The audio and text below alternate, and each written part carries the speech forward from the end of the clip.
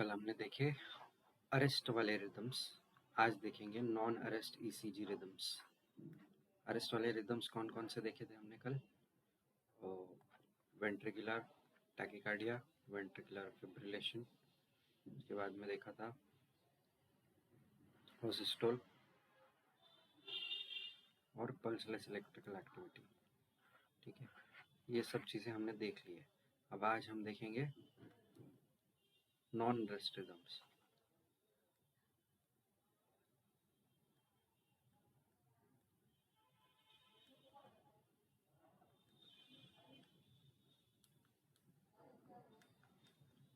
ठीक है, non arrest rhythms में टैकीकार्डिया के रिदम्स आते हैं कुछ, और कुछ ब्रैडीकार्डिया के रिदम्स आते हैं। तो टैकीकार्डिया के रिदम्स जो है उनको पहले देख लेते हैं।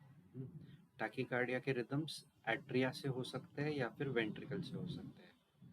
ठीक है, तो उनको हम डिफाइन करेंगे कि कहाँ से आ रही है और उसके बाद उसको डिस्कस करेंगे। वैसे ही कुछ ब्रैडीकार्डिया के रिदम्स होते हैं, उनके बारे में भी हम डिस्कस करेंगे। तो टैकीकार्डिया के रिदम्स एट्रिया से जो आने वाले हैं वो दो है।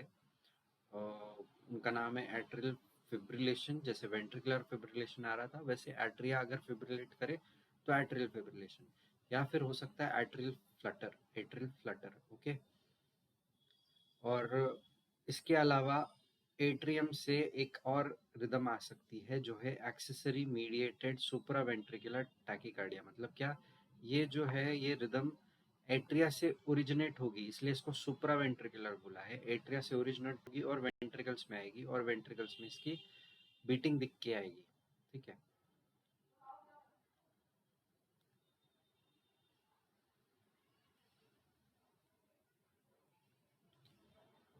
तो अभी एक एक करके हमको इनको देखना है क्या क्या है। तो पहले देखते हैं साइनस अरिदमियास। साइनस अरिदमियास मतलब दिस इज नॉर्मल अरिदमिया। मतलब हम जब इनहेल करते हैं, एक्सहेल करते हैं, तब हार्ट रेट चेंज होता है, तो इनको हमने साइनस रिदम बोला है। तो अब ये क्या है, इनको देखते हैं डिटेल में। पहले this is defined as a cyclic alteration of the heart rate during respiration. ठीक है, साइक्लिक अल्टरेशन होगा इंस्पिरेशन के वक्त, एक्सपिरेशन के वक्त। Okay, with an increase during inspiration and a decrease during expiration. मतलब क्या, हार्ट रेट जो है ये इंक्रीज हो जाएगा हम जब इंस्पिरेशन करेंगे, और हार्ट रेट जो है वो डिक्रीज हो जाएगा जब हम एक्सपायरेट करेंगे।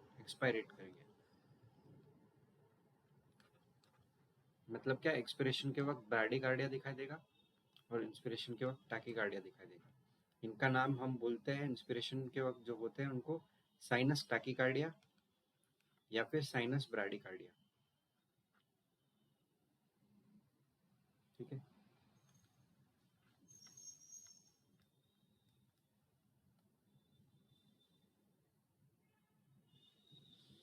अभी साइनस टैकीकार्डिया और साइनस ब्रैडीकार्डिया, इनके बारे में हम थोड़ा और डिटेल में जानते हैं कि sinus arrhythmia is normal phenomenon. ठीक है, can be quite pronounced in children. बच्चों में ये बहुत ज़्यादा दिख के आएगा। Absence of this normal variation in heart rate with breathing और with change in posture may be a feature of diabetic neuropathy. अब ये डायबिटिक न्यूरोपैथी में क्यों हो सकता है, इसका रीज़न तुमको सर्च करके मुझे बताना होगा। हमने इसके बारे में ऑलरेडी बहुत डिस्कस कर लिया है कि न्यूरोपैथी में क्या हो जाता है। न्यूरोपैथी में उसके कारण जो हमने डिस्कस किया है उसी के कारण ये सारी चीज़ें हो रही है। तो आप मुझे खुद बताना इसके बारे में कि क्या है actually. Okay, sinus bradycardia, sinus tachycardia, sinus bradycardia, this may occur in healthy people at rest और in is a common finding in athletes. तो ब्रैडीकार्डिया जो है ये कॉमन फाइंडिंग एथलीट्स में, या फिर जब हम रेस्ट करते रहे तब भी ये चीज़ दिख के आ सकती है। इसके कुछ पैथोलॉजिकल कॉजेज भी है जो कि हमने नीचे बॉक्स में डिस्कस किए हुए हैं। If sinus bradycardia is asymptomatic then no treatment is required. अगर असिम्प्टोमेटिक है तो हमको कोई ट्रीटमेंट की ज़रूरत नहीं है ये चीज़ ट्रीट करने के लिए। ओके, तो अभी साइनस ब्राडिकार्डिया के कुछ पैथोलॉजिकल रीजंस कि कहाँ कहाँ हो सकता है ब्राडिकार्डिया। पहले तो मायोकार्डियल इन्फाक्शन के केस में हो सकता है। जब एमआई हो जाए पेशेंट को तो कुछ टाइम बाद जैसे ही सिंपैथेटिक टोन ये लोअर हो जाएगी तो वहाँ पे पेशेंट में ब्राडिकार्डिया दिख जाएगा। जब पैरासिम्पैथिक टोन मतलब एट्रोपिन अपना काम दिखाने लग जाएगा तब ब्राडिकार्डिया दिख के आएगा। ओके, इसके अलावा sinus node disease, six sinus syndrome, ये भी है रीजन कि एसए नोड ये सब चीजें ढंग से काम नहीं कर रही है, एवी नोड, तो भी ये ब्राडिकार्डिया हमको दिख के आएगा। This is pathological cause, this is not physiological cause. ठीक है, पेशेंट जब हाइपोथर्मिया में चला जाए, यानी कि क्या, टेम्परेचर बॉडी का 37 डिग्री से नीचे चला जाए, जैसे कि 36.5 वगैरह, तो ब्राडिकार्डिया डेवलप हो सकता है। ठीक है, इसके अलावा हाइपोथायराइडिज्म में भी पेशेंट को क्या दिख के आएगा, ब्राडिकार्डिया दिख के आएगा। This is pathological. Okay, cholecystic jaundice, jaundice अगर दिख के आता है, कोलेस्टैटिक जॉन्डिस दिख के आता है, ब्राडिकार्डिया होगा। रेज्ड इंट्राक्रैनियल प्रेशर, ब्राडिकार्डिया होगा। और या फिर कोई ड्रग ले रहे हो जो कि हार्ट रेट को कम करते हैं, जैसे बीटा ब्लॉकर्स, डिगॉक्सिन, वेरापेमिल, ये सारी चीज़ों की वजह से भी क्या होगा, पेशेंट में ब्राडिकार्डिया दिख के आएगा। अभी साइनस टैकीकार्डिया कहाँ का दिखता है? साइनस टैकीकार्डिया ये दिख के आता है usually due to an increase in sympathetic activity. मतलब क्या, जब हम एक्सरसाइज करते रहे, इमोशनल आउटबर्स्ट हो या प्रेगनेंसी में, ये सारी चीज़ों में क्या होता है, साइनस टैकीकार्डिया दिख के आता है। जब सिंपैथेटिक एक्टिविटी ओवर पावर कर जाए नॉर्मल एट्रोपिक एक्टिविटी को, मतलब क्या, पैरासिम्पैथेटिक एक्टिविटी को। ओके, तो healthy young adult can produce a rapid sinus rate up to 200 beats per minute. मतलब क्या होगा कि नॉर्मल भी अडल्ट हो जिसमें हार्ट डिजीज ना हो, उनमें भी क्या दिख के आएगा हमको, heart rate 200 beats per minute के आसपास दिख के आ सकता है। कब? जब वो इंटेंस एक्सरसाइज कर रहा हो। ठीक है, sinus tachycardia does not require immediate treatment but sometimes may reflect N underlying disease. अगर ये बहुत फ्रीक्वेंटली हो रहा है, साइनस टैकीकार्डिया पेशेंट में बार बार होता जा रहा है, हाथ होता जा रहा है, तो it can be a sign of underlying disease. अभी पैथोलॉजिकल कंडीशन जहाँ पे साइनस टैकीकार्डिया हो सकता है इज एंजाइटी। हम जब एंग्शियस हो जाते हैं, स्टेज फियर होता है, या फिर कोई भी डेंजरस सिचुएशन में फंस जाते हैं, तब हमारा हार्ट रेट नॉर्मली बढ़ जाता है। ठीक है, वही चीज़ है यहाँ पे। फीवर जब होता है तब भी हार्ट रेट एकदम से बढ़ जाता है। अनीमिया जब डेवलप होता है तब फ्लूइड ओवरलोड होने के चांसेस होते हैं, तो तब भी हमको टैकीकार्डिया दिख के आएगा। हार्ट फेलियर्स होने के वक्त भी हमको टैकीकार्डिया दिख के आएगा। ओके, उसके अलावा थायरोटॉक्सिकोसिस, मतलब क्या, यहाँ पे हमने देखा था हाइपोथायराइडिज्म, वैसे थायराइड का अगर ओवर फंक्शनिंग हो रही हो तब भी हमको दिख के आएगा टैकीकार्डिया। फियोक्रोमोसाइटोमा, दिस इज, हमने फार्मैक में पढ़ी हुई चीज़ है। क्या है ये? मेडिलरी ट्यूमर है जिसमें बहुत एक्सेस में कैटेकोलामाइंस रिलीज होते हैं, जिसके कारण बार बार सिंपैथेटिक टोन बढ़ी हुई रहती है और पेशेंट में क्या होता है, टैकीकार्डिया और सिंपैथेटिक एक्टिवेशन वाले सिम्टम्स दिखाई देते हैं। ठीक है, ड्रग्स, बीटा अगोनिस्ट जैसे कि साल्ब्यूटामॉल वगैरह, ये सारी चीज़ें जो है ये क्या करेंगी,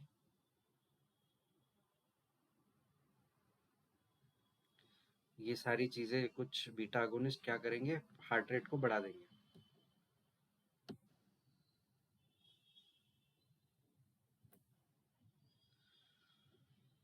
अभी सिक्स साइनस सिंड्रोम क्या होता है? Six sinus syndrome can occur at any as but is most common in older people.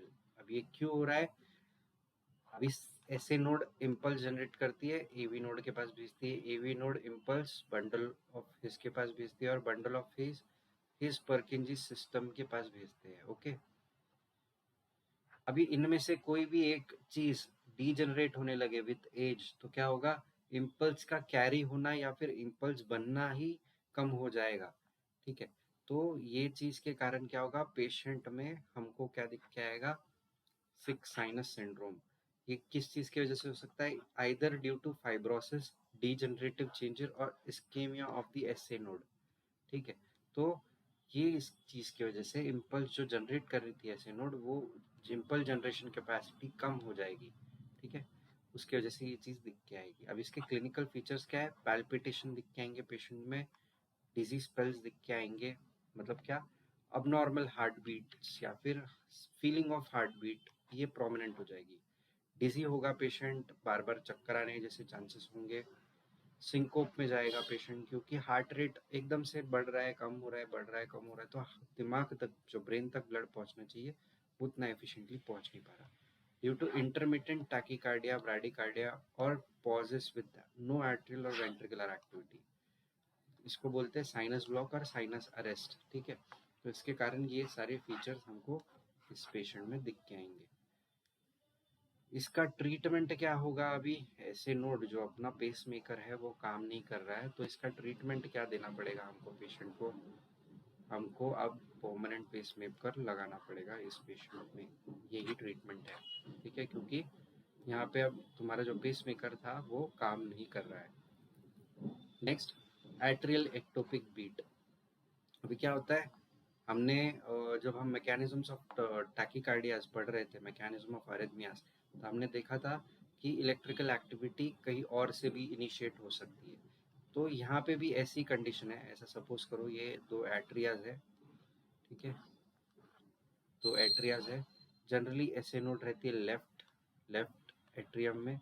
कभी कभी क्या होता है, ये जो पल्मोनरी वेन्स होती है, pulmonary veins, four pulmonary veins, ये भी एक तरह से एक इम्पल्स जनरेटिंग पॉइंट जैसा काम करती है। ठीक है, तो कभी कभी क्या होगा, यहाँ पे से एक इम्पल्स निकलेगी जो एसए नोड ने भेजी हुई इम्पल्स है उसके साथ एडजक्टिव काम करेगी।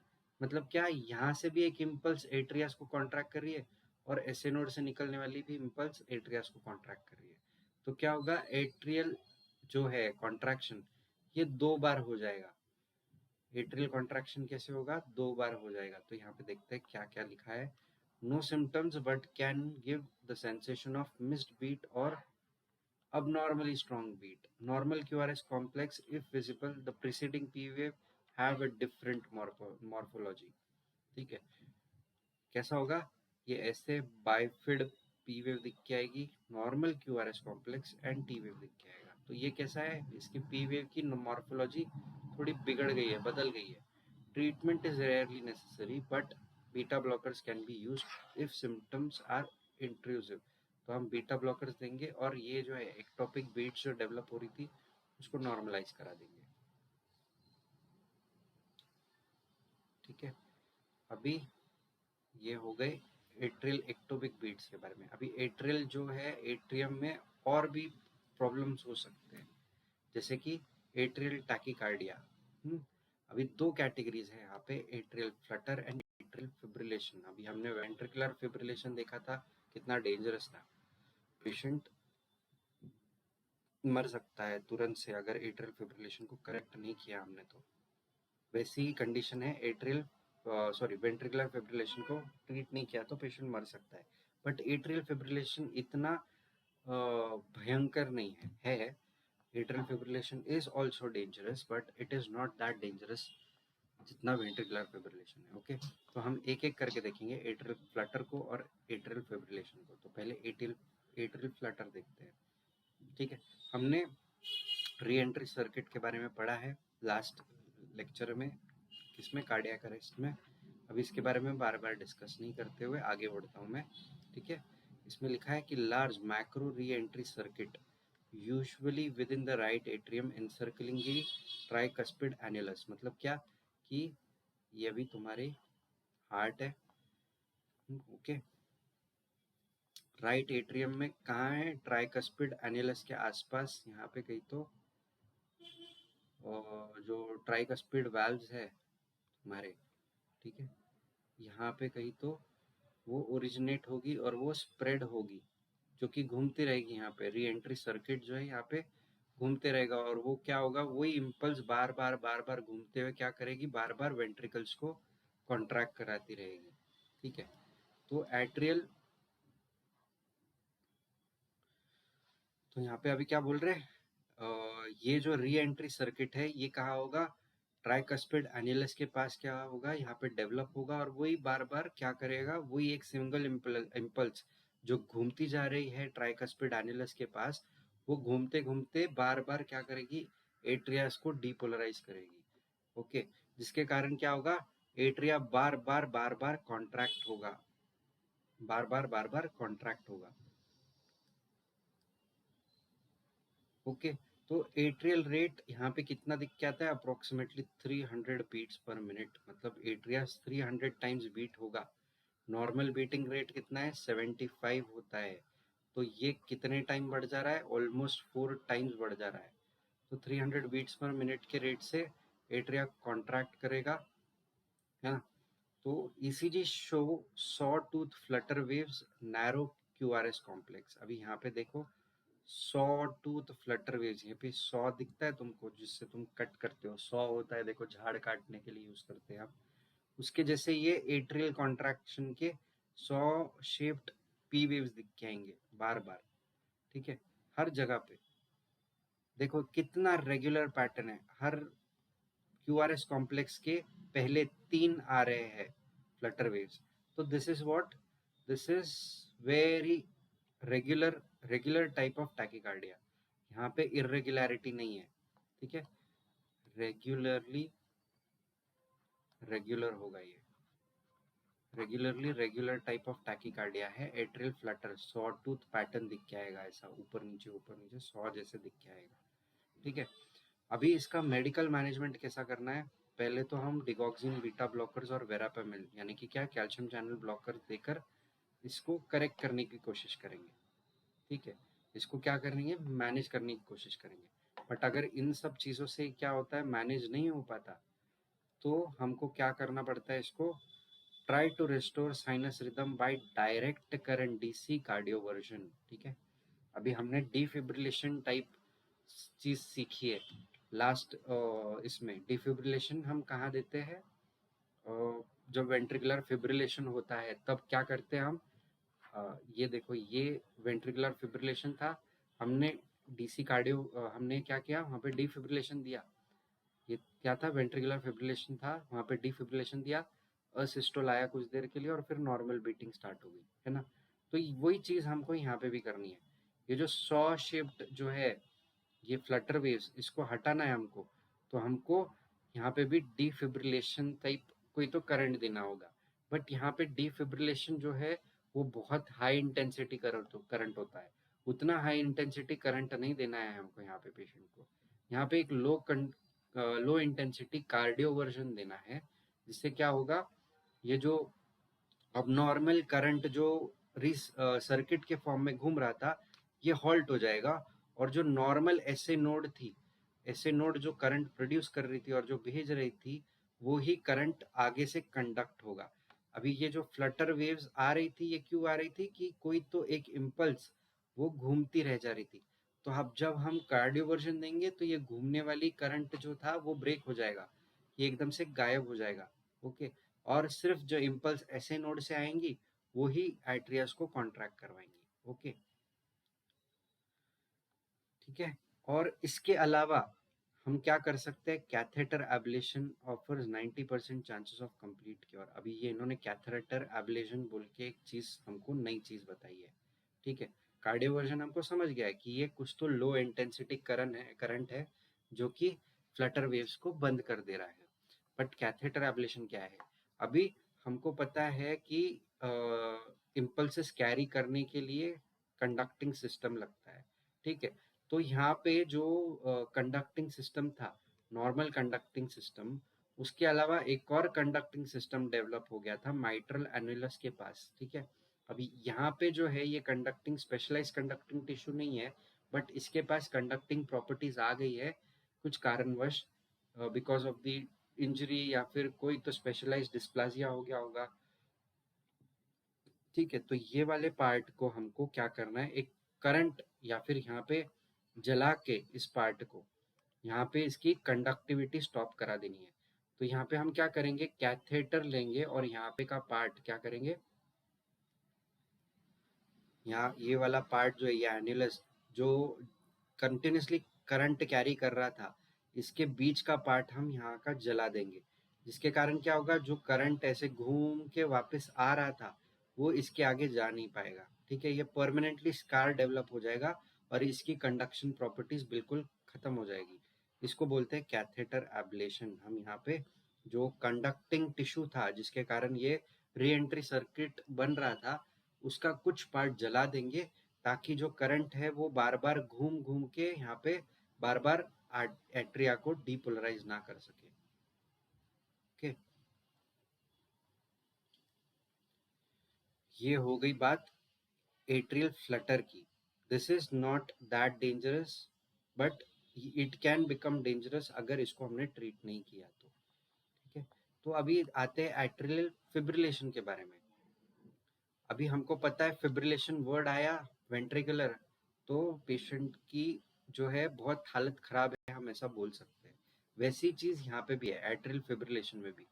It is associated with significant morbidity and mortality, मतलब दिस इज ऑल्सो डेंजरस। ठीक है, as it is associated with systemic embolism and stroke. अभी हमने देखा था कि एट्रिया से ब्लड कहाँ जाता है। अभी इमेजिन करो ये हमारे हार्ट है, ठीक है, ब्लड यहाँ से यहाँ आएगा, यहाँ से ब्लड जाएगा एओर्टा में। बट अगर यहाँ का ब्लड जो है ये यहाँ पे ही रह जा रहा है, ठीक है, बिकॉज ऑफ दी स्टेनोसिस या कोई भी रीजन हो सकता है। अब यहाँ पे रीजन जो है कि एट्रिया जो है ये फ्लटर कर रहा है, ये बराबर से ब्लड को पुश नहीं कर पा रहा है यहाँ पे। ठीक है, तो ये पुश नहीं कर पा रहा है, तो इसकी वजह से क्या हो रहा है, यहाँ पे ब्लड कलेक्ट हो जा रहा है। तो ब्लड यहाँ पे कलेक्ट होगा, तो जहाँ पे बहुत देर तक ब्लड कलेक्टेड रहेगा वहां पे क्या होगी, क्लॉट फॉर्मेशन टेंडेंसी चालू हो जाएगी। यहाँ पे क्लॉट फॉर्म होना चालू होंगे, और ये अगर सिस्टमिक सर्कुलेशन में क्लॉट चले गए तो क्या होगा, डेवलप सिस्टमिक एम्बोलिज्म डेवलप होगा। और अगर ये एम्बोलाई जो है ये अगर ब्रेन तक पहुंच गए, ठीक है, ब्रेन तक पहुंच गए, तो ये क्या करेगा, स्ट्रोक डेवलप करेगा। तो इसलिए ये डेंजरस है। ठीक है, एट्रियल फिब्रिलेशन में क्या हो रहा है कि एट्रियास ब्लड को वेंट्रिकल्स में बराबर से पंप नहीं कर पा रहे, जिसके कारण क्या हो रहा है कि वहां पे ब्लड बहुत देर तक कलेक्टेड रह रहा है और फिर एम्बोलाई फॉर्म हो रहा है। और एम्बोलाई, सिस्टमिक एम्बोलिज्म हमको पता है कितना डेंजरस है, जिस ऑर्गन में जाएगा उस ऑर्गन को फेल करवाएगा, और अगर पेशेंट को स्ट्रोक डेवलप होगा तो पैरालिसिस हो सकता है पेशेंट को। ठीक है, नेक्स्ट इज यहाँ पे ये हमने देख लिया क्यों ये इतना डेंजरस है। automatic firing and presence of multiple interlacing re-entry circuits looping around atrias। तो मतलब क्या यहाँ पे ये क्यों हो रहा है डेवलप, कि ये जो राइट और लेफ्ट एट्रिया है यहाँ पे बहुत सारे री एंट्री सर्किट्स डेवलप हो जाते हैं हार्ट में, कुछ कारण की वजह से, कुछ भी कारण हो सकता है वो हमको पता नहीं। तो ये बहुत सारे यहाँ पे इंटरलेसिंग जो है लूपिंग सर्किट्स डेवलप हो जाते हैं, जिसके कारण ये एट्रियल फिब्रिलेशन डेवलप होता है। ओके, अभी it produces a characteristic irregular pulse. यहाँ पे कैसे थी, रेगुलरली रेगुलर पल्स थी। अब ये इरेगुलरली इरेगुलर पल्स देखो, अभी ये इरेगुलर है और अलग अलग टाइम इंटरवल के बाद है।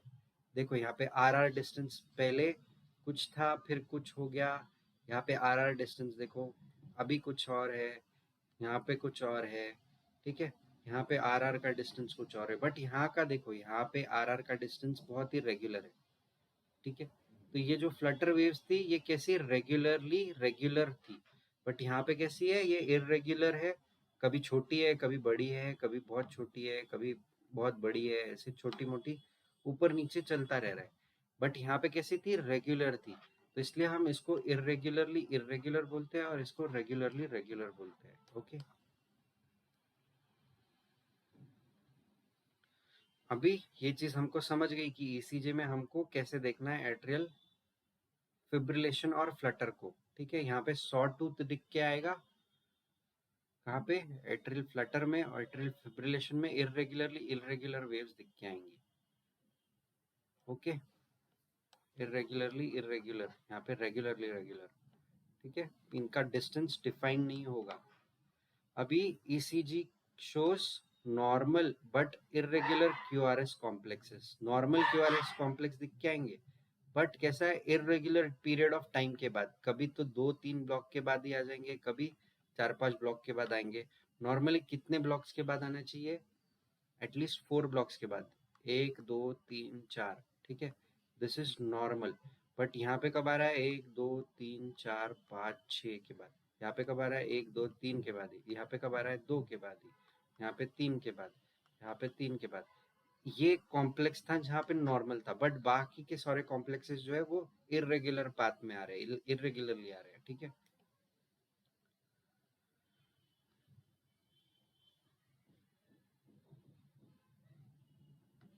अभी पी वेव जो है, irregular QRS complex दिख के आएंगे। There are no P waves, but the baseline में show irregular fibrillation waves. No proper P wave. यहाँ पे P wave कोई properly दिख के नहीं आएगी, बस irregular ऐसे fibrillation के waves दिख के आएंगे baseline पे, ठीक है। कोई भी normal pattern नहीं दिख के आएगा।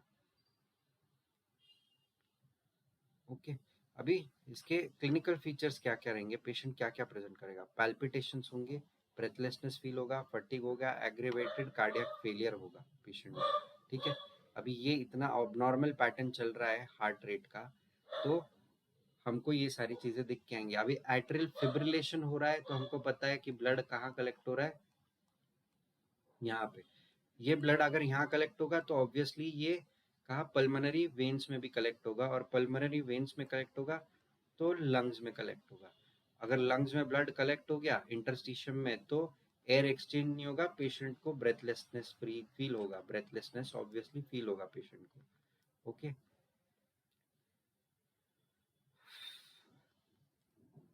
ठीक है, ब्रेथलेसनेस फील होगा, पैल्पिटेशन फील होगा, फटीग फील होगा, और कार्डियक फेलियर उसका एग्रीवेट होगा और पेशेंट का, ठीक है। ब्लड बाहर पुश नहीं हो रहा है तो ऑब्वियसली हार्ट फेलियर एग्रीवेट होगा। अभी इसको करेक्ट कैसे करने हैं? हम डिगॉक्सिंग देंगे, बीटा ब्लॉकर्स देंगे, rate limiting calcium channel antagonist देंगे, such as verapamil, diltiazem, reduces ventricular rate by slowing AV conduction, ठीक है। ये सारे ड्रग्स हम प्रिस्क्राइब करेंगे पेशेंट को। इसमें भी हम क्या करेंगे? Try to restore cardiac rhythm by direct current cardioversion, या फिर हम ablation of AF is an attractive treatment when drugs are ineffective, ठीक है। जब ड्रग्स काम नहीं करते तो हम कैथेटर एब्लेशन करते हैं, जस्ट लाइक दिस थिंग, ठीक है। ट्रीटमेंट प्रोटोकॉल इसका और इसका ऑलमोस्ट सेम है, but this is more dangerous, और इसके अंदर हमको प्रॉम्प्ट ट्रीटमेंट देना बहुत ज़्यादा ज़रूरी है। जल्द से जल्द हमको ट्रीटमेंट स्टार्ट करना बहुत ज़रूरी है। किस केस में? एट्रियल फिब्रिलेशन वाले केस में।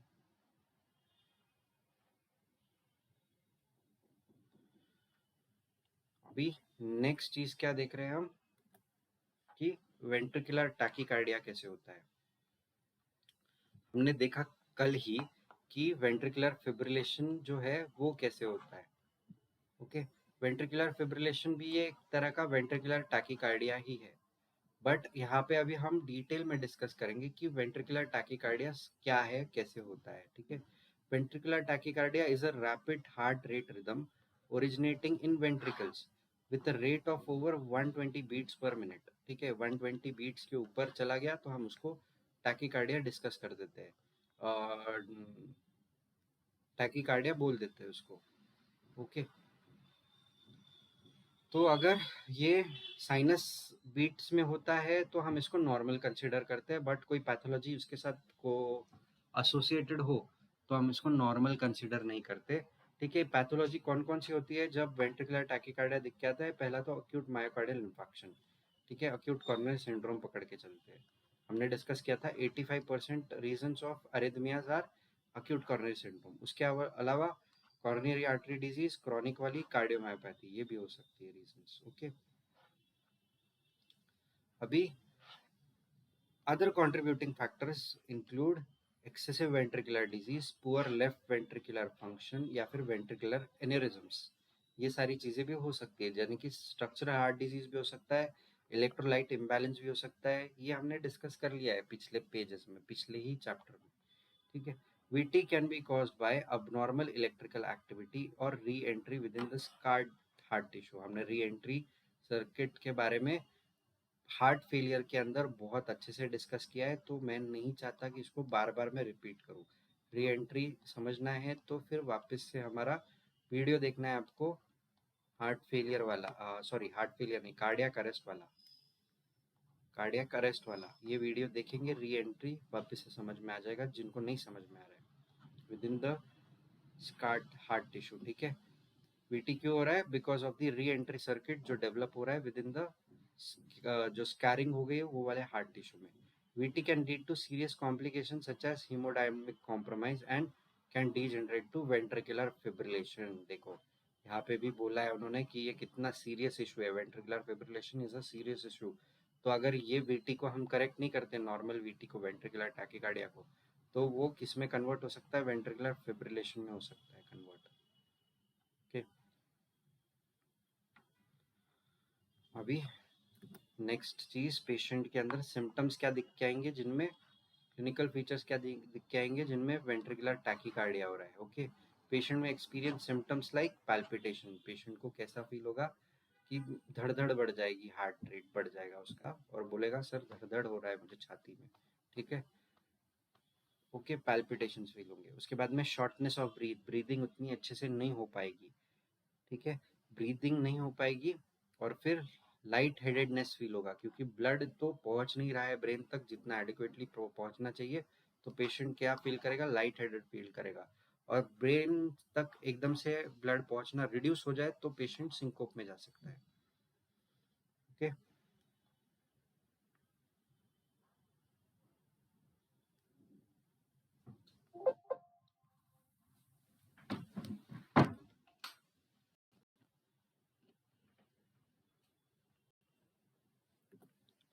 अभी इलेक्ट्रोकार्डियोग्राम में हमको फीचर्स कैसे दिख के आ सकते हैं पेशेंट के? VT is characterized by fast heart rate, wide and abnormal QRS complex। अभी जब हम देख रहे थे किसके अंदर, एट्रियल, एट्रियल जो है, एट्रियल फिब्रिलेशन, एट्रियल फ्लटर, इनमें देख रहे थे कि QRS कॉम्प्लेक्स नॉर्मल था। ठीक है, बट अब यहाँ पे जब एट्रियल टैकीकार्ड वेंट्रिकुलर टैकीकार्डिया हो रहा है, वेंट्रिकुलर टैकीकार्डिया हो रहा है, उसमें क्या बोला है उन्होंने कि अबनॉर्मल क्यूआरएस कॉम्प्लेक्स दिखाई देगा जो कि वाइड होगा। ठीक है, और बहुत ही फास्ट हार्ट रेट दिख के आएगा। अभी ये जो दिख रहा है तुमको लीड वन में, ये क्या है? ये क्यूआरएस कॉम्प्लेक्स है। ठीक है, ये पी वेव नहीं है, ये क्यूआरएस कॉम्प्लेक्स है जो देखो सिर्फ एक ब्लॉक के बाद ही आ रहा है, तुरंत से दिख के आ रहा है। ठीक है, ये एक ही ब्लॉक के बाद दिख के आ रहा है। नॉर्मली कितने ब्लॉक्स चाहिए हमको? 4 ब्लॉक्स के बाद दिखना चाहिए क्यूआरएस कॉम्प्लेक्स, है ना? बट ये 1 से 1.5 ब्लॉक के अंदर ही दिख के आ रहा है।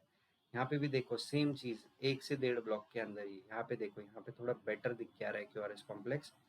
ठीक है, ये भी कब दिख के आ रहा है? 2 ब्लॉक या 1.5 ब्लॉक के अंदर ही दिख के आ रहा है। तो हार्ट रेट यहाँ पे कितना होगा? जनरली 4 ब्लॉक के बाद दिख के आता है तो हम क्या बोलते हैं कि हार्ट रेट इज 75। अगर एक ब्लॉक के अंदर ही दिख के आ रहा है तो हार्ट रेट विल बी 300 के अराउंड। ठीक है, 300 के बीच में हार्ट रेट चल रहा है अभी ये पेशेंट का, जिसके ईसीजी हम देख रहे हैं। ठीक है, अभी यहाँ पे हमको दिख रहा है कि क्यूआरएस कॉम्प्लेक्स कैसे दिख के आते हैं? जनरली नैरो दिख के आता है क्यूआरएस कॉम्प्लेक्स, ये पी वेव, ये क्यूआरएस कॉम्प्लेक्स। ठीक है, और ये टी वेव। अभी यहाँ पे कैसा हो रहा है? क्यूआरएस कॉम्प्लेक्स एकदम बिजार और ब्रॉड दिख के आ रहा है, ऐसा अजीबो गरीब। ठीक है, ये इतनी डिस्टेंस बढ़ गई है, इतना मोटा क्यूआरएस कॉम्प्लेक्स जनरली दिखता नहीं है, बट यहाँ पे देखो कितना बड़ा दिख के आ रहा है। तो broad and bizarre QRS complex दिख कर आएंगे हमको। ठीक है, और फास्ट हार्ट रेट दिख कर आएगा।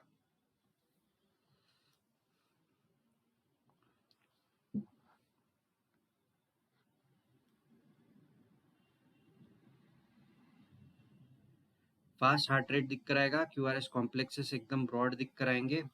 ठीक है, ये वीटी के कैरेक्टरिस्टिक्स है, वेंट्रिकुलर टैकीकार्डिया के कैरेक्टरिस्टिक्स है। ओके, अभी मैनेजमेंट कैसे करना है हमको? सिंक्रोनाइज डीसी कार्डियोवर्जन, हमें कार्डियोवर्जन ही यूज करना है क्योंकि पेशेंट अभी वेंट्रिकुलर टैकीकार्डिया में नहीं गया, वेंट्रिकुलर फिब्रिलेशन में नहीं गया है, वेंट्रिकुलर टैकीकार्डिया में ही है। तो यहाँ पे हमको सिंक्रोनाइज कार्डियोवर्जन, डीसी कार्डियोवर्जन देना है। Is the treatment of choice if systolic BP is less than 60 mm of Hg। इसके ऊपर जाता है तो we should go for other approaches.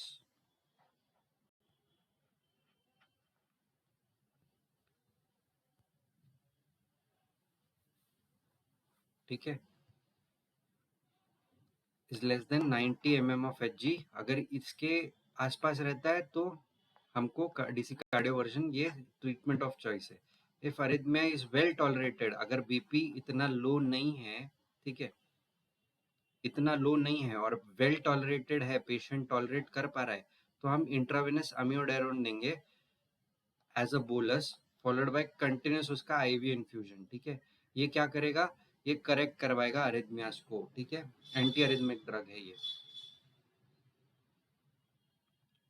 Okay, और फिर अब हम क्या करेंगे, अगर हमको इसका रीजन पता चलता है कि वेंट्रिकुलर टैकीकार्डिया क्यों हो रहा है, तो अगर इनमें से एक रीजन होता है हाइपोकैलेमिया, हाइपोमैग्नीशिया, एसिडोसिस, हाइपोक्सिया, इनको हम क्या करेंगे, करेक्ट करेंगे प्रॉम्प्टली।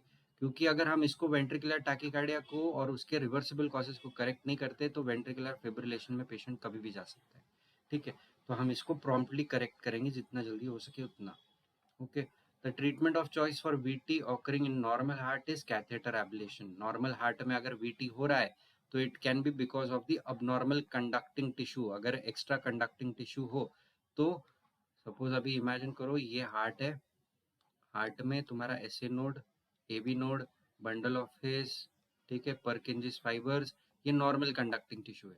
बट एक और कंडक्टिंग टिश्यू हो जो कि इधर से आ रहा है और जो बार बार परकिंजिस फाइबर्स को और स्टिमुलेट कर रहा है और अलग से एक वेंट्रिकुलर कॉन्ट्रैक्शन करवा रहा है, तो हम क्या करेंगे, इस कैथेटर एब्लेशन से इसको कट कर देंगे। ठीक है, कैथेटर एब्लेशन से इस कंडक्टिंग टिश्यू को कट कर देंगे और पेशेंट को उस अबनॉर्मल से अबनॉर्मेलिटी से बचा लेंगे।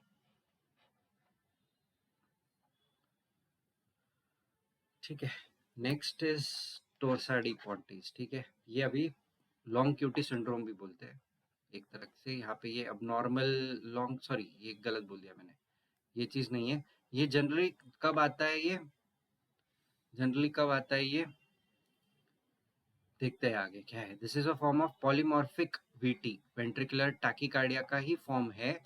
ठीक है, अभी यहाँ पे तुमने देखा था कि पैटर्न जो था मोनोमॉर्फिक था, यहाँ पे सेम पैटर्न दिख के आ रहा है तुमको एडजेसेंट क्यूआरएस कॉम्प्लेक्स का। एडजेसेंट क्यूआरएस कॉम्प्लेक्स कैसे है, सिमिलर है। ठीक है, एडजेसेंट क्यूआरएस कॉम्प्लेक्स बहुत ही सिमिलर है एक दूसरे से। ठीक है, बट कुछ कंडीशन में क्या होता है कि ये एडजेसेंट क्यूआरएस कॉम्प्लेक्स जो है वो अब नॉर्मल दिख के आता है आजू बाजू वाले ही। ठीक है, आजू बाजू वाले क्या दिख के आएंगे, अब नॉर्मल दिख के आएंगे, तो वही दिख के आ रहे हैं यहाँ पे पॉलीमॉर्फिक वीटी में। It is a complication of prolong ventricular repolarisation, prolong QT interval.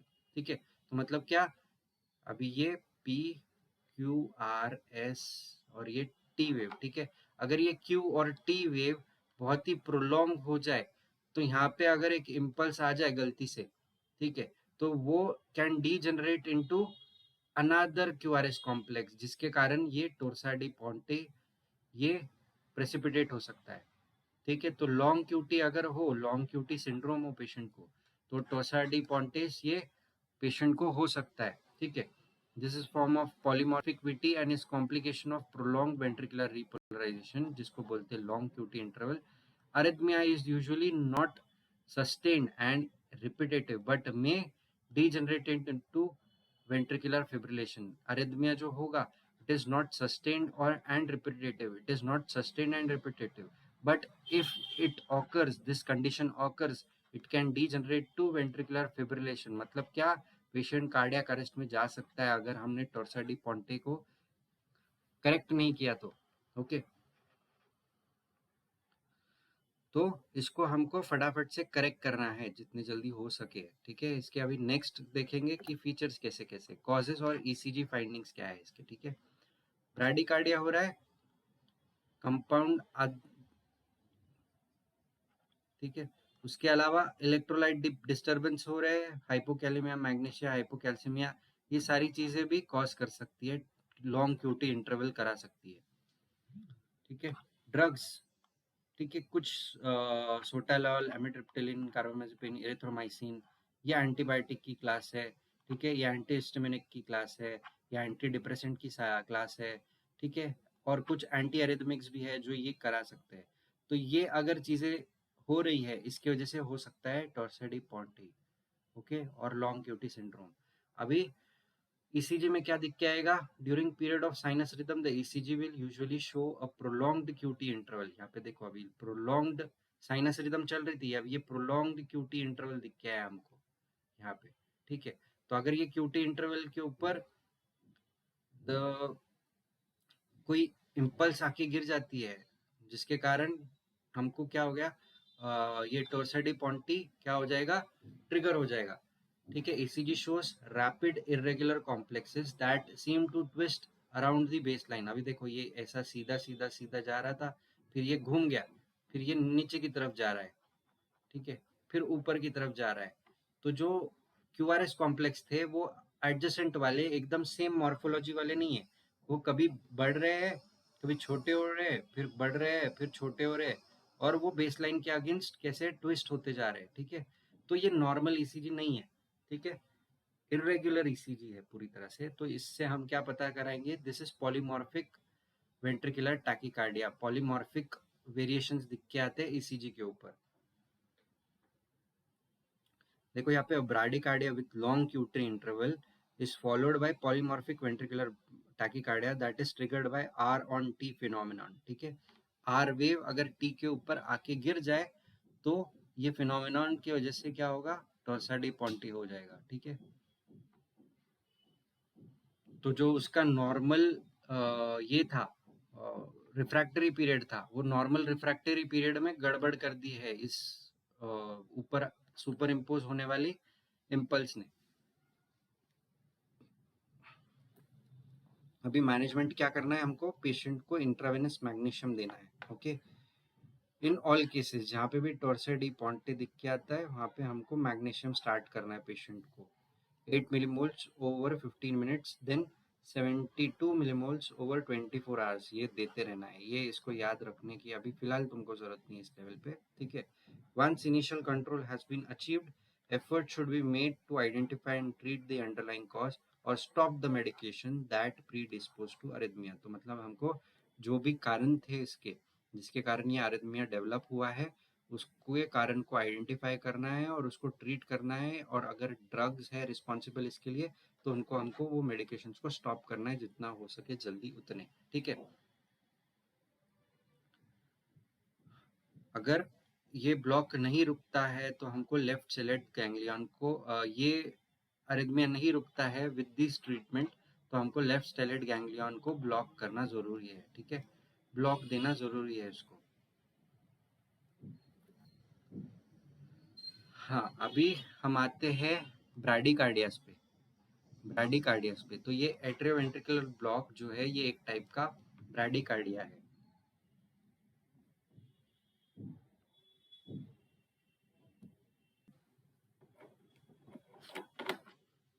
तो ब्राडिकार्डिया का टाइप है।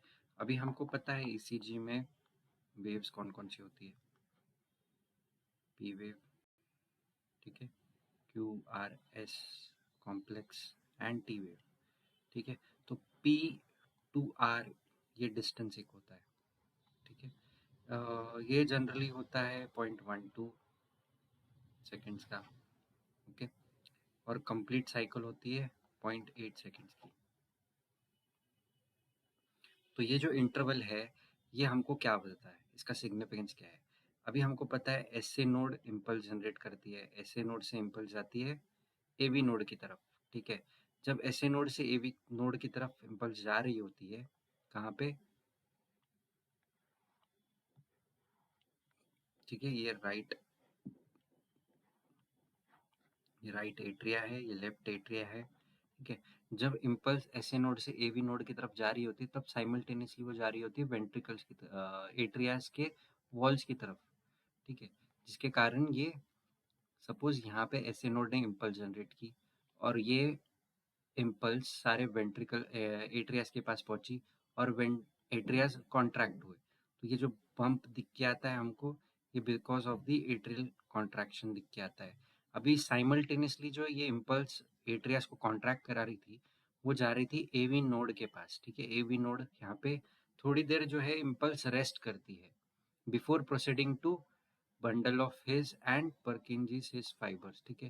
तो ये जो रेस्ट पीरियड है और इम्पल्स का travelling from AV node to bundle of His from AV node to bundle of His का जो टाइम है, ये टाइम जो है ये वाला पार्ट सिग्निफाई करता है कि यहाँ पे इम्पल्स रेस्ट कर रही थी, अब यहाँ से कहाँ पहुंची है, बंडल ऑफ हिज पे, यहाँ पे पहुंची है बंडल ऑफ हिज पे, और फिर उसने परकिंजिस फाइबर्स में पहुंच के कॉन्ट्रैक्शन करवाया। तो ये जो ड्यूरेशन है ये करस्पॉन्ड करता है पी आर इंटरवल के साथ, ठीक है। A V node to bundle of His पहुंचने वाला जो इंटरवल है वो पी आर इंटरवल के साथ करस्पॉन्ड करता है,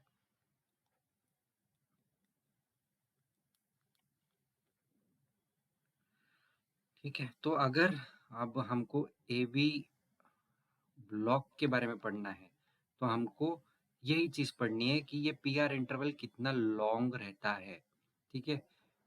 एट्रियाज और वेंट्रिकल्स के कॉन्ट्रैक्शन के बीच में कितना टाइम रहता है वो बताता है कि ए वी ब्लॉक कितना बड़ा था, ठीक है। पी टू आर इंटरवल कितना बड़ा रहेगा वो ही हमको बताता है कि एट्रोवेंट्रिकुलर ब्लॉक कितना बड़ा है, ओके। अभी this usually occurs as a result of disease affecting AV node, ठीक है। सिक्स साइनस सिंड्रोम किसकी वजह से हो रहा था, वो एसए नोड की वजह से हो रहा था। अभी ये जो हो रहा है ये किसकी वजह से हो रहा है, एवी नोड की वजह से हो रहा है। एवी नोड अपना कंडक्शन जो है बहुत स्लो कर पा रही है नॉर्मल से, ठीक है।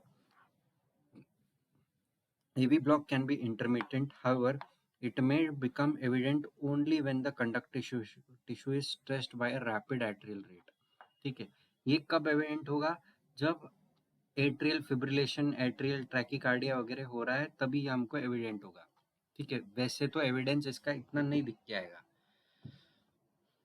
ओके। अभी इसके तीन टाइप्स है, तीन टाइप कौन कौन से, फर्स्ट डिग्री, सेकेंड डिग्री और थर्ड डिग्री, ठीक है। तो फर्स्ट डिग्री पहले देखते हैं। यहाँ पे हमने सेकेंड डिग्री के और दो सब टाइप्स डिस्कस किए, इसलिए थर्ड डिग्री यहाँ पे लिखा हुआ नहीं है, थर्ड डिग्री यहाँ लिखा हुआ है नेक्स्ट स्लाइड में। तो हम फर्स्ट डिग्री के जो नॉर्मल है वो डिस्कस करेंगे, उसके बाद सेकेंड डिग्री के दो टाइप्स है उसको डिस्कस करेंगे, फिर जाके हम थर्ड डिग्री डिस्कस करेंगे, ओके। तो अब हमको पता है A we first degree A V block में क्या होता है वो देखना है अभी। In this condition A V conduction is delayed and so P R interval prolonged greater than 0.2 seconds. अभी नॉर्मली कितनी होनी चाहिए थी, वो 0.12 टू 0.18 के आसपास, ठीक है। अभी इससे ऊपर जा रही है मतलब क्या, 0.2 से ऊपर जा रही है, 0.2 से ऊपर जा रही है मतलब क्या, 0.2 से ऊपर जा रही है मतलब क्या, यहाँ पे एवी नोडल ब्लॉक है इसलिए वो डिले हो रहा है। एवी नोड अपना कंडक्शन बंडल ऑफ फिश के पास देने में डिले कर रही है, पी आर इंटरवल थोड़ी सी बड़ी हुई दिखेगी, ठीक है। जो नॉर्मल थी वो ऐसी थी,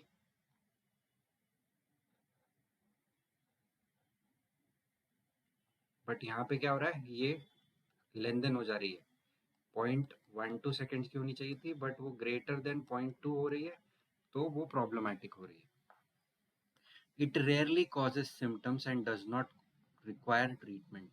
अभी यहाँ पे क्या होगा, हर कंडक्शन होगा, यहाँ पे पी आर इंटरवल दिख के आएगी हर एक इसमें, ठीक है। कोई भी पी आर इंटरवल से Q R S complex miss नहीं होगा, ठीक है। यहाँ पे नॉर्मल दिख के आएगा बट पी आर इंटरवल जो रहेगी वो वो ज़्यादा रहेगी नॉर्मल से थोड़ी ज़्यादा, ठीक है। अभी नेक्स्ट सेकेंड डिग्री देखते हैं हम। यहाँ पे here a dropped beat can occur, some impulses from the atria fail to conduct to the ventricles. अभी यहाँ पे क्या होगा, अभी ये पी आर इंटरवल ऐसी दिख रही है हमको, क्यू आर एस कॉम्प्लेक्स दिख रहा है, ठीक है। नेक्स्ट बीट जो है यहाँ पे टी वेव आएगी, थोड़ी देर बाद फिर से पी वेव आएगी। अब ये पी वेव क्या होगी, कंडक्ट नहीं होगी, एवी ब्लॉक इतना सीवियर हो जाएगा। फिर क्या होगा, फिर से एक पी वेव आएगी और उसके बाद ये कंडक्शन होगा और क्यू आर एस कॉम्प्लेक्स दिख के आएगा।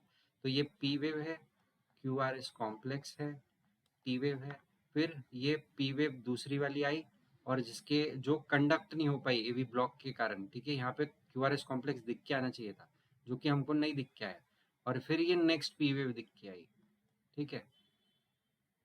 और ये फिर क्यू आर एस कॉम्प्लेक्स दिख के आएगा और ये टी वेव दिख के आएगी। तो कुछ जो पी वेव्स है जैसे कि ये वाली ये कंडक्ट नहीं हो पाती है सेकेंड डिग्री हार्ड ब्लॉक में, ठीक है, सेकेंड डिग्री एवी ब्लॉक में। ओके, तो सेकेंड डिग्री एवी ब्लॉक के दो टाइप्स है, दो सब टाइप्स है आर रिकॉग्नाइज। पहला वाला जो है मोबिट्स टाइप 1 बोलते हैं उसको, second degree AV block Mobitz type 1, इसका नाम मोबिट्स है, ठीक है। Here there is progressive lengthening of the successive PR interval, ठीक है, सिर्फ सुन लो, मैं एक्सप्लेन करूंगा।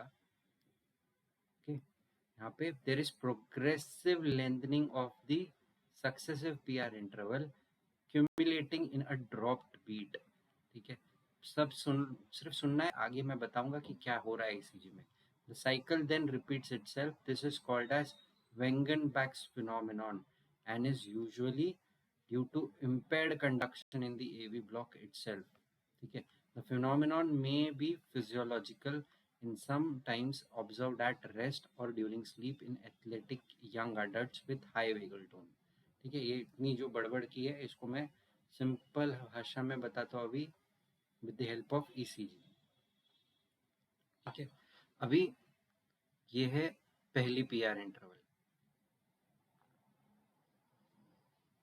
ठीक है, P Q R S T, ठीक है। इसके बाद जो पी वेव आएगी,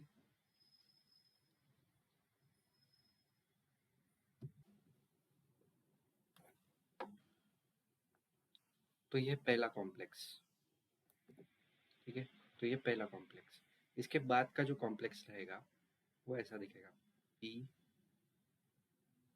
Q R S T, okay. अब यहाँ पे देखो, यहाँ का पी आर इंटरवल था वो छोटा था, यहाँ पे थोड़ा बढ़ गया है, ओके। अभी इसके बाद का complex P Q R S and T, ठीक है। अब यहाँ पे और डिस्टेंस बढ़ गया है, ठीक है। तो जो सक्सेसिव पी आर इंटरवल रहेगा वो बढ़ता चला जाएगा, ठीक है, डिस्टेंस बढ़ता चला जाएगा जब तक, अभी इसके बाद का कंटिन्यू कर रहा हूँ, this is first, this is second, this is third complex, this is now fourth one, ठीक है। P Q R S T and इसके बाद में पी, फिर से P Q R S T, ठीक है।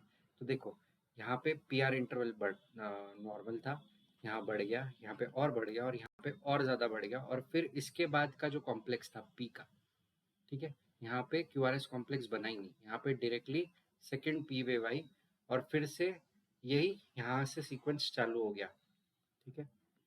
तो मतलब क्या होता है यहाँ पे, progressive lengthening of the successive P R interval, यहाँ पे सक्सेसिव पी आर इंटरवल की प्रोग्रेसिव लेंथनिंग होती जा रही है, फोर्थ फिफ्थ, ठीक है।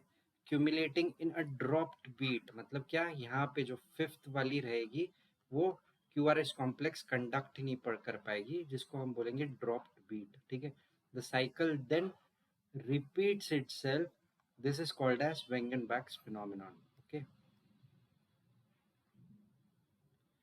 अभी क्या होगा, प्रोग्रेसिव यहाँ पे लेंथनिंग होती जाएगी और एक ड्रॉप बीट दिखाई देगी, ठीक है। This is called as Wenckebach phenomenon and this is Mobit's type 1, Mobit's type 1 second degree AV block, ठीक है, type 1 second degree AV block बोलते हैं इसको, second degree AV block type 1, okay. अभी Mobit's type 2 second degree AV block देखना है हमको। The PR interval and the conducted impulse remain constant, but P waves are not conducted. Some P waves are not conducted. This is usually caused by a disease of his Purkinje system and carries risk of asystole, ठीक है। अभी asystole हमको पता है, हमने last time पढ़ा है कि it is an emergency condition, ठीक है। asystole is an emergency condition, तो Mobit's टाइप 2 जो है इट इज वेरी डेंजरस। इसमें क्या होगा, P wave Q R S complex T wave, ठीक है, P wave Q R S complex T wave, ये नॉर्मल रहेगा, पी आर इंटरवल जो है हर इसमें नॉर्मल रहेगा। First complex, second complex, third complex में क्या होगा, पी वेव आएगी, but Q R S complex आएगा ही नहीं, ठीक है। फिर पी वेव आएगी, क्यू आर एस कॉम्प्लेक्स, फिर फोर्थ इसमें पी वेव आएगी, क्यू आर एस कॉम्प्लेक्स आएगा नहीं, फिर से पी वेव आएगी, ठीक है। पी पी, यहाँ की पी, यहाँ की पी, इसके बाद Q R S complex normal and P wave, T wave, ठीक है। तो यहाँ पे क्या हो रहा है, पी वेव और आर वेव के बीच का डिस्टेंस नॉर्मल रह रहा है, बट कुछ पी वेव्स जो है जैसे कि ये वाली, ठीक है, first complex, second complex, third वाला कॉम्प्लेक्स बना ही नहीं, फोर्थ बना, फिफ्थ वाला बना ही नहीं, ठीक है। तो कुछ पी वेव्स जो है ऐसे केस में मॉबिट्स टाइप 2 में वो कंडक्ट ही नहीं होंगी, और इसको एक बड़ा रिस्क रहेगा कि ऐसी कंडीशन में क्या होता है, पेशेंट असिस्टोल में जा सकता है, इसके हाई चांसेस होते हैं, ठीक है। तो this is dangerous condition, Mobitz type 2 जो है second degree AV block is dangerous, okay.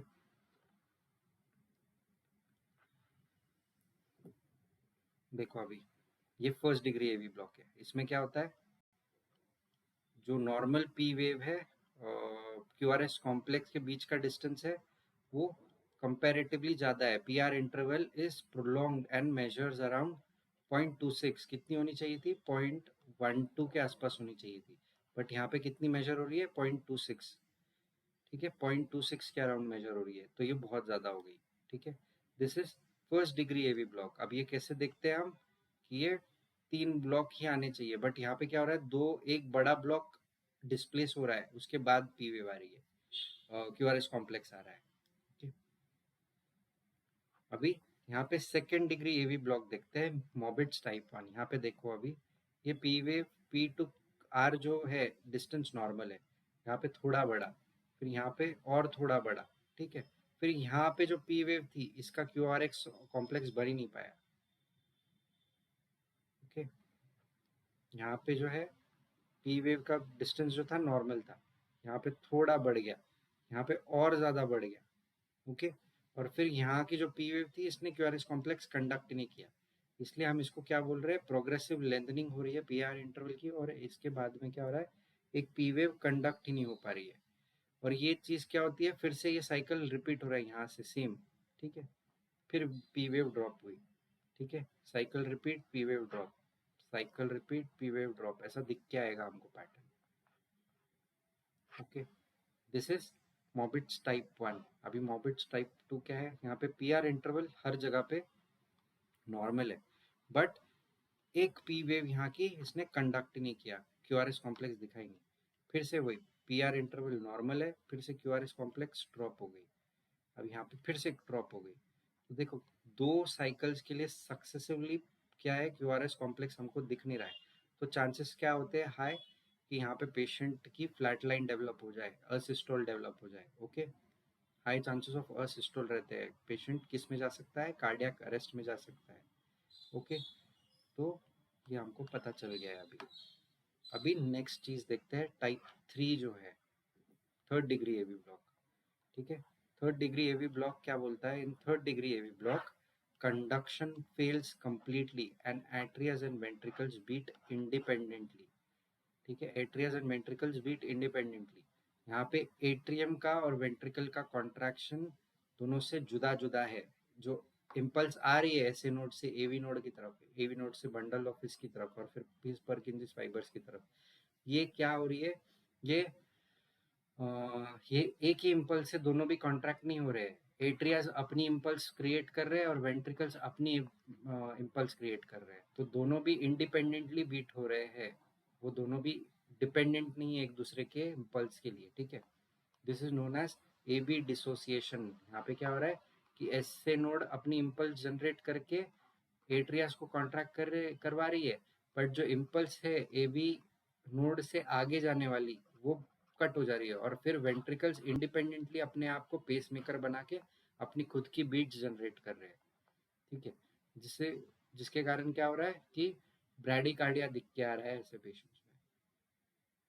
अभी देखो यहाँ पे जो है पी वेव दिखी, क्यू आर एस कॉम्प्लेक्स दिखा, यहाँ पे हमको नॉर्मल लग रहा है, बट अब क्या हो गया, यहाँ पे पी वेव दिख रही है but Q R S complex गायब है, पी वेव दिख रही है, क्यू आर एस कॉम्प्लेक्स दिख गया, पी वेव दिख रही है, क्यू आर एस कॉम्प्लेक्स गायब है, पी वेव दिख रही है, बट डिस्टेंस देखो पी वेव का और क्यू आर एस कॉम्प्लेक्स का बहुत ही ज़्यादा है, ठीक है।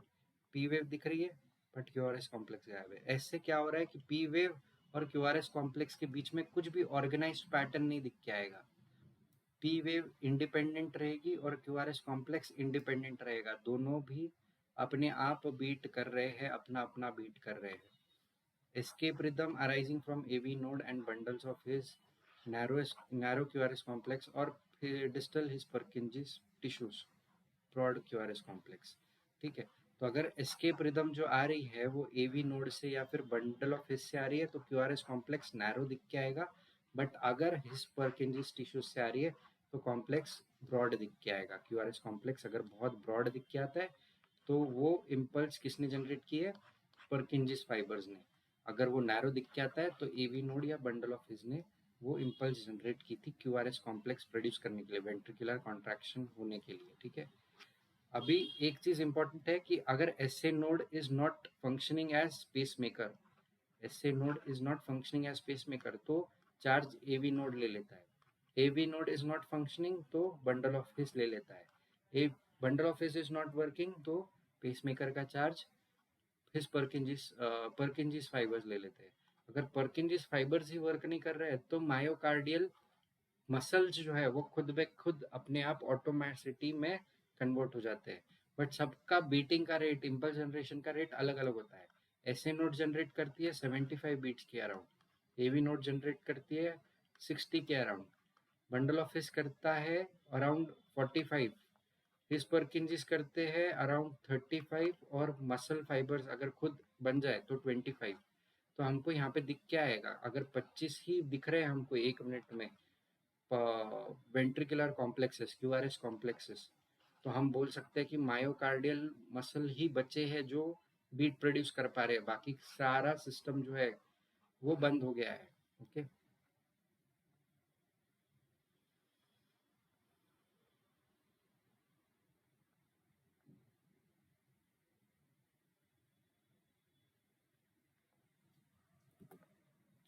अभी क्लिनिकल फीचर्स क्या दिख के आएंगे? रिकरेंट सिंकोप दिख के आएगा हमको पेशेंट्स में जिनमें ये अरिथमियाज हो रहे हैं, इसको बोलते हैं Stokes Adams attack. These episodes are characterized by sudden loss of consciousness that occurs without warning, resulting in collapse. Patient एकदम से धड़ाम से नीचे गिर जाएगा तुम्हारे सामने। ओके, एनॉक्सिक सीजर्स होंगे, पेशेंट को सेरेब्रल इस्केमिया होगा जिसकी वजह से पेशेंट को सीजर्स हो सकते हैं। ठीक है, there is pallor and death-like appearance during the attack, but when the heart starts beating again, there is characteristic flush। ठीक है, जब हार्ट फिर से स्टार्ट हो जाएगा, फ्लशिंग स्टार्ट हो जाएगी और पेशेंट नॉर्मल हो जाएगा। This is all seen in AV block वाले पेशेंट्स में। ओके, ट्रीटमेंट, इसका ट्रीटमेंट क्या है? Acute inferior MI is often complicated by transient AV block. ठीक है, because right coronary artery supplies AV node. अगर पेशेंट को अक्यूट इंफीरियर वॉल का एमआई होता है तो एवी ब्लॉक डेवलप हो सकता है, क्योंकि राइट कॉर्नरी आर्टरी सप्लाई करती है इंफीरियर जोन को और एवी नोड को। तो इससे क्या होगा? There is usually a reliable escape rhythm. मतलब क्या? एवी नोड से नीचे वाला जो है यानी कि कौन? बंडल ऑफ हिज या परकिंजिस फाइबर्स, ये अपने आप को पेस मेकर बना लेते हैं ऐसे कंडीशन में ताकि हार्ट रुक ना जाए। ठीक है, rhythm and if the patient remains well no treatment is require. Escape rhythm generate हो गई तो इतनी कुछ मेजर ट्रीटमेंट तुरंत से जरूरी नहीं है इन आरिथमिया के लिए। बट अगर सिम्टोमेटिक हो जाता है, सेकेंड और third degree AV block develop हो जाता है, मे रिस्पॉन्ड टू एट्रोपिन। ठीक है, अगर वो डेवलप होता है तो हम एट्रोपिन देंगे पेशेंट को। कितना? 6 mg IV repeated as necessary. If this fails, a temporary pacemaker is in most cases the AV block will resolve within 7 to 10 days। ठीक है, टेम्पररी पेसमेकर हमको प्लेस करना पड़ता है या फिर कुछ और ऑप्शन ढूंढना पड़ता है। बट ये जो एवी ब्लॉक हुआ है एमआई की वजह से, अक्यूट इंफीरियर एमआई की वजह से, वो रिजॉल्व हो जाता है with in 7 to 10 days. But अगर ये चीज़ नहीं हो पाती, ठीक है, ये रिजॉल्व नहीं हो पाती, तो हमको क्या करना पड़ता है? A permanent pacemaker. Patient with symptomatic bradycardia associated with AV block should be treated with permanent pacemakers। ऐसे केसेस में हमको परमानेंट पेसमेकर लगता है। अभी एंटी अरिथमिक ड्रग्स जो हमने अभी तक पढ़े हैं सारे अरिथमियास, ठीक है, सारे अरिथमियास, टैकी अरिथमियास, साइनस पकड़ लो, ब्रैडी अरिथमियास पकड़ लो, ठीक है, एट्रियल फिब्रिलेशन, एट्रियल फ्लटर, सारी चीज़ें ट्रीट करने के लिए हमको ये ड्रग्स यूज़ करने पड़ते हैं, ठीक है। ये ड्रग्स के बारे में फार्मैक में आप लोगों ने पढ़ा है कुछ हद तक, इसके ऊपर मैं बहुत ज़्यादा डिस्कस करने नहीं जाऊँगा, ठीक है। तो 4 क्लासेस है, क्लास 1, क्लास 2, क्लास 3, क्लास 4, ठीक है। तो क्लास 1 ड्रग जो है वो है मेम्ब्रेन स्टेबलाइजिंग ड्रग। वो क्या करते हैं, सोडियम चैनल जो रेगुलेट करते हैं एक्शन पोटेंशियल को, उनको चेंज करवाते हैं, ठीक है। ए बी सी 3 कैटेगरीज है इनमें, block sodium channel shorten action potential, block sodium channel with no effect on the action potential, ऐसे 3 कैटेगरीज है इनकी, ओके। क्लास बी जो है वो बीटा एडेनो रिसेप्टर एंटागोनिस्ट, मतलब कौन, बीटा ब्लॉकर्स है, जो सारे बीटा ब्लॉकर्स है, एटेनोलॉल, बिस्प्रोलॉल, मेटाप्रोलॉल, ये सारे हम ड्रग्स यूज कर सकते हैं कुछ अरिथमियास को करेक्ट करने के लिए। क्लास 3 ड्रग्स जो है उनको बोलते हैं drugs whose main effect is to prolong the action potential, ठीक है, एक्शन पोटेंशियल को प्रोलॉन्ग करने वाले ड्रग। इसमें कौन कौन से आते हैं, एमियोडायरोन, वेराडायरोन, सोटालॉल, ठीक है। उसके बाद में क्लास 4 जो है वो स्लो कैल्शियम चैनल ब्लॉकर्स है, वेरापेमिल, डेल्टाजेम, ओके। ये सारे ड्रग्स हमको पर्टिकुलर कंडीशन के लिए यूज करने हैं भी। यहाँ पे some drugs such as digoxin, ibuprofen and adenosine have no place in this classification, while others such as amiodarone have properties in more class 1, ठीक है। ये amiodarone जो यहाँ पे है उसकी प्रॉपर्टीज क्लास 1 जैसी ज़्यादा है, बट फिर भी वो क्लास 3 में इंक्लूडेड है, ठीक है। ये इनको डिटेल में पढ़ना है तो you can refer text book. इसके ऊपर ज़्यादा डिस्कस नहीं करते हुए बस ट्रीटमेंट कहाँ क्या देना है वो डिस्कस करूँगा मैं। क्लास 1, ठीक है, क्लास वन ड्रग जो है डिस्प्रोपामाइड, यहाँ पे किस चीज़ के लिए हम ट्रीट करने के लिए यूज़ कर सकते हैं, prevention and treatment of atrial and ventricular tachyarrhythmias, दोनों भी टैकियारिथमियास के लिए यूज़ कर सकते हैं हम।